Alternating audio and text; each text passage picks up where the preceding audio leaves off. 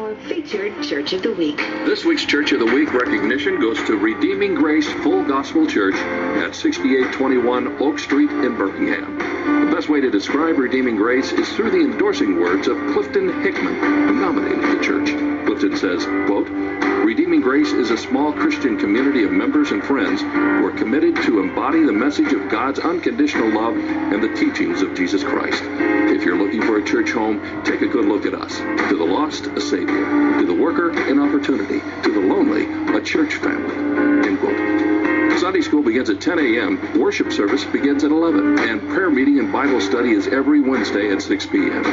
Pastor Betty Bryant and co-pastor Joe Bryant founded Redeeming Grace 16 years ago.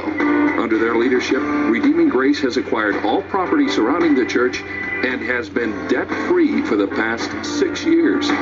Congratulations are definitely in order for Redeeming Grace Full Gospel Church. It's our Church of the Week. Be proud. Nominate your church for recognition at Hallelujah1051.com. Hallelujah weather.